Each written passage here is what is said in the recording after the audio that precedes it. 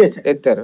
కుల ఇది ఉండాలి, ఫీలింగ్ ఉండాలి, పాత్ర పోషించాలి, అందరూ కలవాలి. ఇవన్నీ ఎప్పుడైతే వచ్చినాయో ఇటుకి డైవర్ట్ కావడం మిగిలింది. కానీ ఈయనతో పోలిస్తే కులం కోసమో కాపుల కోసమో ఆయన చేసిన ఉద్యమం ఎంత అంటే ఎంతైనా కనిపిస్తుందా? అంటే ఇక్కడ కాపు సామాజిక వర్గం ఇప్పుడు ఎలా ఉంటుందంటే కృష్ణ ఫ్యాన్స్ అందరూ మహేష్ బాబు ఫ్యాన్స్ అయ్యారు, కానీ ఎన్టీ రామారావు ఫ్యాన్స్ అందరూ బాలయ్య ఫ్యాన్స్ అయ్యారా?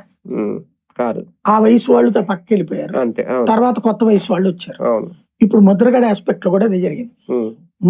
పాత ఇప్పటికి కూడా పెద్ద కాపులు ముద్రగడ్ని అభిమానిస్తారు. ఏదో పోనీలేరా, పవన్ కళ్యాణ్ కూడా పోనీ మరోడు ఒకటి ఎదుగుతున్నాడు కదా అనుకుంటారు, ద్వేషించరు పెద్ద కాపులు.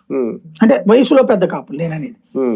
మిగతా కుర్ర కాపులు ఉన్నారనుకోండి, కాపు కుర్రోళ్ళు ఉన్నారనుకోండి, వాళ్ళు ముద్రగడని లెక్కలోకి తీసుకోరు. ముద్రగడని పవన్ కి శత్రువుగా చూస్తారు. పవన్ ని దాటే వ్యక్తిగా, పవన్ అనే స్థాయి ముద్రగడ దాన్ని భావించే యువతరం ఉన్నారు అక్కడ కాపులు. పాతలో కాపులకి అట్లా ఉండేది కాదు. కుల పెద్దలంటే గౌరవము, ఇంటి పెద్దలంటే గౌరవం, అది ఉండేది. ఇప్పుడు శాంత పోయింది. ఇది ఒక ప్యూర్లీ మూవీ బేస్డ్ అభిమానం పవన్ కళ్యాణ్. అది చివరికి ఎట్లా అయిపోయిందంటే మబ్బాడానకంటే మా దేవుడు పవన్ కళ్యాణ్ అనే స్థాయికి వచ్చింది.